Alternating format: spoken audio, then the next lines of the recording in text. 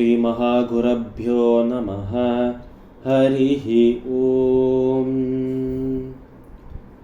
सदाशिवसमारम्भां शङ्कराचार्यमध्यमाम् अस्मदाचार्यपर्यन्तां वन्दे गुरुपरम्पराम्।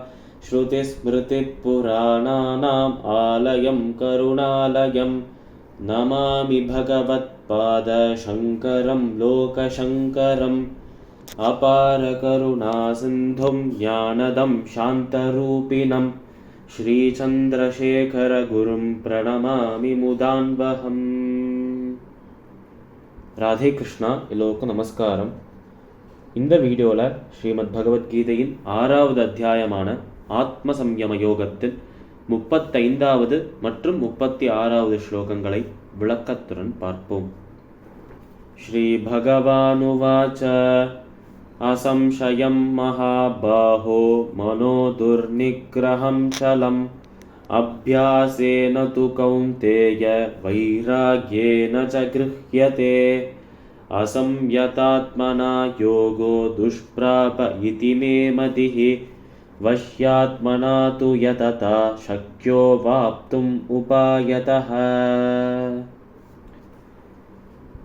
இந்த 2 ஸ்லோகங்கள் ஸ்ரீமத் பகவத்கீதையின் 6வது அத்தியாயமான ஆத்ம சம்யம யோகத்தில் 35வது மற்றும் 36வது ஸ்லோகங்கள். அர்ஜுனர் கடந்த 2 ஸ்லோகங்களில் அர்ஜுனர் நம்ம கிருஷ்ணரை பார்த்து கேட்ட அந்த சந்தேகம், யோகத்தை கடைபிடிக்கணும் என்றால் பகவானை சென்று அடைய யோகம் வழி என்று சொன்னார். அந்த யோகம் கர்மயோகம், ஞான யோகம், பக்தி யோகம் போன்ற யோகங்களாக இருக்கு என்று சொன்னார். இந்த யோகங்களை கடைபிடித்து பகவானை சென்று அடையணும் என்றால் அதற்கு முக்கியமான ஒரு விஷயம் மனதை அடக்கணும், மன அடக்கம் இருக்கணும். மனதை அடக்குவது எப்படி என்று கேட்டார் நம்மளோட அர்ஜுனர். பொதுவாக பார்த்தால் மனதை அடக்குவது ரொம்ப கடினமாக இருக்கு. குரங்கை போன்று கிளை விட்டு கிளை தாவிக்கொண்டும் காற்றை அடக்குவதை விட கடினமானதுமாக இருக்கிறது மனதை அடக்குவது என்று சொன்னார் நம்மளோட அர்ஜுனர். அதற்கு கிருஷ்ணர் என்ன ரிப்ளை, அவர் என்ன ஒரு ரெஸ்பான்ஸ் கொடுக்க போறார், அவர் என்ன பதில் கொடுக்க போறார் என்பதை இங்க பார்ப்போம்.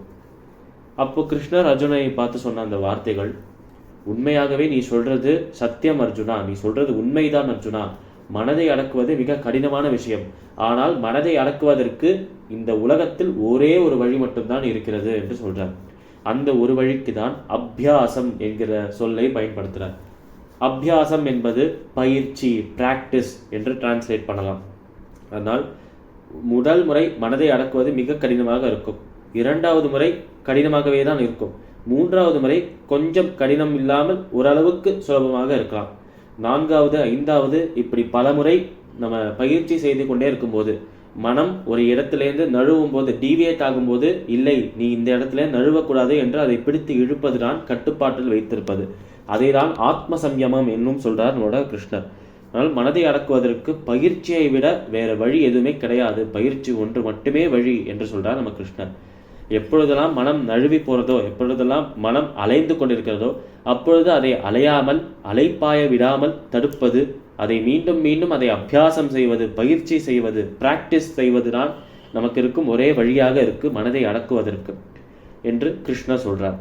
மீண்டும் ஒரு முறை சொல்றார், மனதை அடக்குவது கடினமாக இருக்கே என்று கவலைப்பட வேண்டாம். மனதை அடக்கினால் கிடைக்கும் நன்மைகளை பாருங்கள். உங்களுக்கு மனதை அடக்குவதனால் நன்மைகளில் பெரிய நன்மையாக இருக்கும் நானே கிடைப்பேன் என்று சொல்றார். அதாவது முக்தியை அளிப்பார் என்று அழகாக சொல்றார். மனதை அடக்காமல் விட்டால் சோகம் மட்டுமே இருக்கும். மனதை அடக்கினோம் என்றால் பேரானந்தமாக இருக்கும் அந்த பரமேஸ்வரனை, அந்த இறைவனை சென்று அடையலாம் என்று சொல்றார் நம்மளோட கிருஷ்ணர். ஸ்ரீமத் பகவத்கீதையின் 6வது அத்தியாயமான ஆத்ம சம்யம யோகத்தில் 35வது மற்றும் 36வது ஸ்லோகங்களுக்குண்டான விளக்கம் இதுவே.